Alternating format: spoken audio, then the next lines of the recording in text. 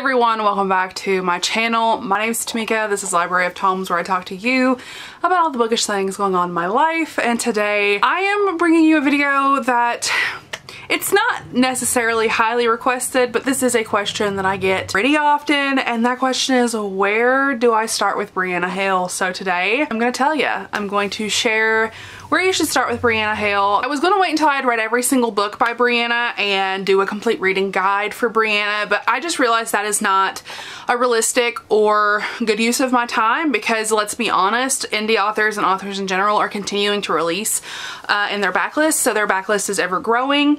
And I figured the best option is, I've read enough from Brianna Hale, I've read almost everything she's released, that now would be a good time for me to tell you all where to start with Brianna Hale, what books I think you should start with if you're new, where I think you should go from if you've read certain books, etc, etc. I didn't want this video to be outdated. She does have several series in the works and several releases that we don't even know anything about yet.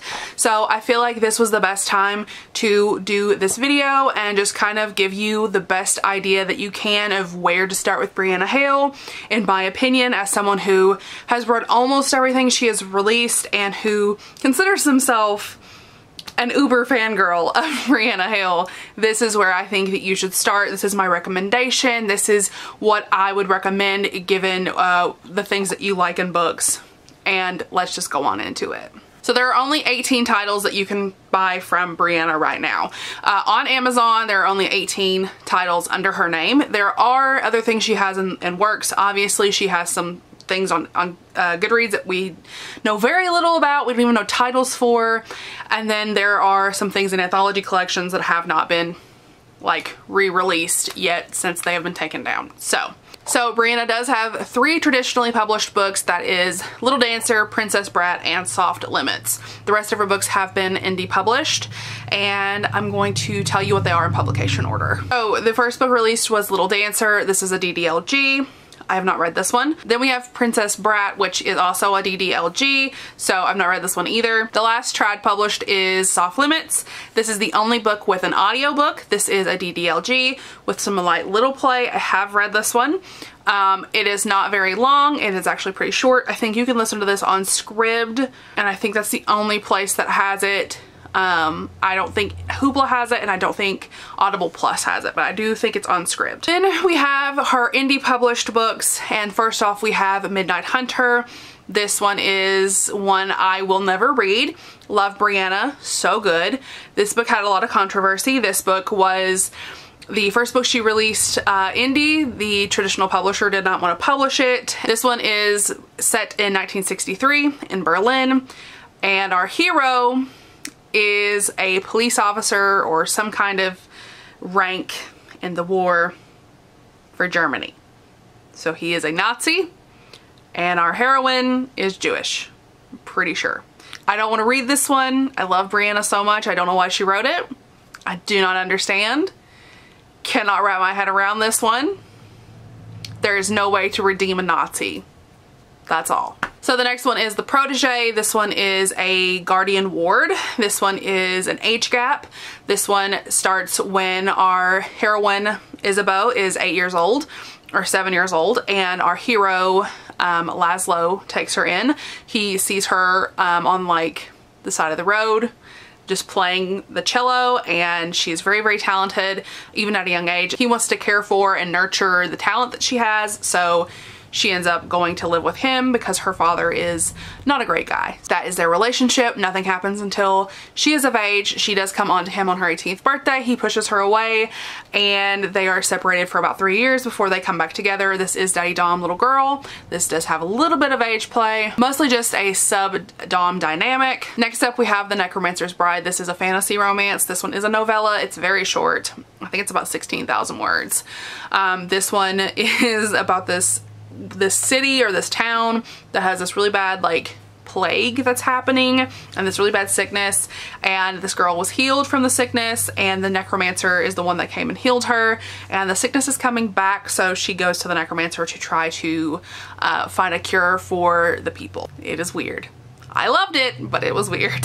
Next up we have Come to Daddy, which is the first book in the Love Doesn't Cost a Thing duet. This is a sugar baby, sugar daddy romance. This is an age gap romance following our heroines, I think her name's Sierra, and our hero Misha, and Misha offers to be her sugar daddy, but the way that he goes about it is really weird. He goes on to like the dating apps and she gets onto an app and they end up getting paired together, which he was trying to do on purpose because his brother is actually trying to get money out of her because her father embezzled a bunch of money from their company. It has like mob-ish ties. It kind of feels like a mob romance, and the brother hates the hero, and it's just a whole situation, and it's a lot. There's a lot going on. She does call him daddy a couple times, but there's no actual like daddy play in here, so if you're not really into the daddy play, this one might be a good place to start. Next up we have The Vow of Obedience. This is the second book in an anthology series. You do not have to read them in order. I have only read this one out of that series and I did not feel super lost. This one is about a girl who is mute and he takes her because her father ends up hurting someone that he cares about. There's a lot of spanking in here, lots of daddy dom little girl play, lots of pain. She is more of a masochist, so keep that in mind going into this one. Next up we have Control Freak, which is an office romance. This one is a daddy dom little girl, very heavily daddy dom. Our heroine is a masochist. She is also struggling with an eating disorder. There is discussion of restrictions, calorie counting, recovery, relapse, and inpatient care when it comes to an eating disorder. I just want you all to know that going in. This one is about a boss who is very hard to please. He's very hard to work for, and our heroine Lacey ends up coming in and working for him, and they have a cute little romance, and I adored them a lot. Next up we have the sequel to Come to Daddy, which is Lap of Luxury. This one follows Demir and Bethany. They are two of my favorite characters in all of Brianna's books. Demir is a literal sociopath, and Bethany is Misha's assistant. Demir kidnaps Bethany. This is a captor-captive situation, and there's knife play and blood play and CNC in here. Very much dark romance. It is delightful. I love Demir so much. I cannot wait to reread his book. I think that I will love him so much more the next time I read him. I love Demir. He's wonderful. Then we got Dom Fitness, which is one of the first novellas in the Dom Fitness series. This is a training club for doms and submissives. We have dominants and submissives come in and like find doms to help them with like training purposes. There are no sexual relationships, but it's about a journalist named Amelia and her dom, and they end up finding each other. She is writing an article. She does like a free session in order to like actually know what's going on at the club or at the training facility, and she ends up having a romance with the dom that she is assigned to. Very cute, very sweet. It's a novella. It's exactly what it sounds like. There is daddy dom little girl play in here. And we have The Black Fox by Brianna Hale. This has Zacharias and Lolita. I know I just said that Demir and Bethany are two of my favorites, but I adore Lolita and Zacharias. This is a stepfather-stepdaughter romance. This one in particular is a fun one because this one is a novella. It's quick and dirty, and that's mostly what it is. Her smut is absolutely phenomenal.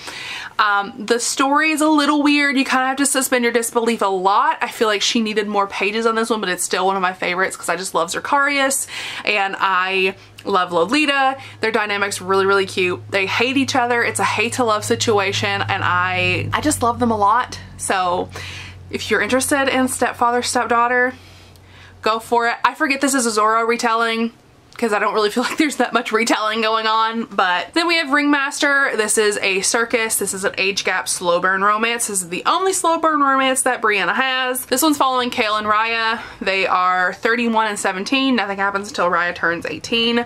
Raya is running away from an abusive home situation and she runs away to the circus. Next up we have the Court of Parvel series, which has Devram's Court and Breaking Her In. These are the first two books. They were released pretty much back to back. The first one is a silver fox, and I can't remember the heroine's name. This is a silver fox and a best friend's dad romance. There is daddy dom play in here. So mostly just daddy play, not much of little play actually happening. There's some impact play, things like that, but that's about all in here. This one's very, very short. And then the second book in the series, Breaking Her In, is A Hate to Love. There's hate sex in here. They absolutely hate each other. They are enemies and they don't like each other. This is the daughter's book of the hero from the first book, and that's all I can tell you. It's very, very short. If I tell you anything, it will literally be spoilers. This is Rich Girl, Poor Boy. Then we have Gym Bunny, which is the second book in the Dom Fitness series. This follows two other characters, a girl who has had a very bad BDSM relationship before and had a really bad Dom, and her relearning what it's like to have like a real Dom who is not just abusive. Then we have Blackmailing His Bride. This is the third book in the Court of Parvel series, which I've not read this one, but that one was recently released. And then her last release that you can actually purchase on Amazon is Rush. This one is Dree and Rush. This is a Rockstar Daddy Kink romance with impact play, some light little play with like thumb sucking, cute undies, things like that, and humiliation, degradation. I promise I'm not saying segregation, Naima. I know you thought I said it the first time. I promise I'm not saying it. Degradation. I'm not allowed to say that word. The accent just comes out way too hard apparently when I tried to say that. This one is my favorite Brianna book, in case anyone needed to know. This is in fact my favorite. Okay, so she does have releases coming out, and then also if you are curious, the Court of Parvel series is on hold at the moment. There are going to be 6 books in the series, I think, but that is roughly what you need to know about the reading order, like the release order. Now I'm going to give you my actual recommendations. So here is my recommendations for Brianna Hale. This is what I suggest depending on what you enjoy. So if you want no daddy kink, Ringmaster. Go read Ringmaster because it's such a slow burn. There is no daddy play in here, so it's a very easy one to get into. It's very much kind of like her standoff book, like I would kind of compare it to like Birthday Girl by Penelope Douglas. Like, it's very different from everything else she wrote, but it's still really good. I feel like it gives you a good sense of her writing, the way she writes smut, the way she writes characters in general, the way she like does character development. There is one thing in here that I don't love, and it is the use of no protection. Don't feel like that's a spoiler, just want to put that out there. I do recommend this one for people who are not super into daddy kink. They kind of want to like ease their way into Brianna because some of her books are really over the top. Some of them are not for everyone, and not all of them are even for me, so I feel like that's something important to know. This one is one that would probably ease you into her work pretty well. So you want a daddy kink romance? My recommendation is Rush by Brianna Hale. Obviously, this one is her newest, and this one is my favorite. This one does have such great daddy play, has great little play too if you were interested in some little play in there. This one is my favorite. I love it. This one is just such a beautiful story overall. I can talk about it for hours and never get tired of it. Rush is such a beautiful being. He loves Dree so much, and he cares so much for her. He never hesitates to give her exactly what she wants. He never questions her. He never makes her feel bad about herself. He never makes her feel bad about anything, and I just love that about him. If you want quick and dirty smut and you don't care about the plot, and you can look past the fact that there's not a lot of plot development in this 100-page novella, this one is so hot it's not funny. Like, he literally wraps a belt around her throat at one point.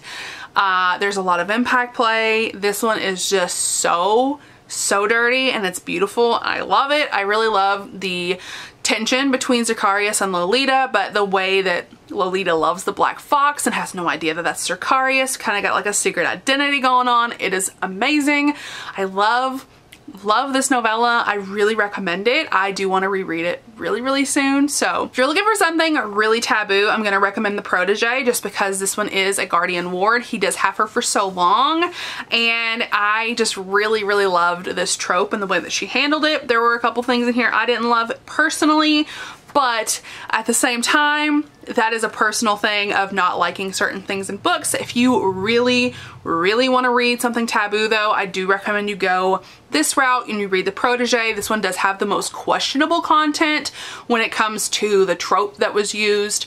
I feel like it was handled fairly well. Like I said, there was one thing I didn't love a ton, but I feel like this one was handled super well, and like was the perfect balance of like taboo, but also like not disgusting, if that makes sense. So if you want a more taboo route, go with The Protege. And then if you just want straight up weird, read The Necromancer's Bride. I know everyone saw this coming, but if you want just completely weird stuff, don't know what you're reading, like what was that, read The Necromancer's Bride. This is not what I would recommend anyone start with Brianna with. I'm so sorry to the people who have started with Brianna this way, because I know there are several. Izzy, Nicole, I'm pretty sure you too. And I think Brie as well. But if you all want to just start in the weirdest place you can, The Necromancer's Bride. I don't recommend you start there actually, but if you want to, if you really want the weird stuff, that's where you're gonna need to go. Those are all of the Brianna books that I needed to talk about. This is where I think you should start with Brianna Hale's books. Let me know down in the comments which one you want to start with, which one sounds the most interesting to you, and leave me a peach emoji down in the comments, because in one of the books, one of the characters' nicknames is Peaches. So leave me a peach down in the comments, and I will chat with you all in my next video. Bye everyone.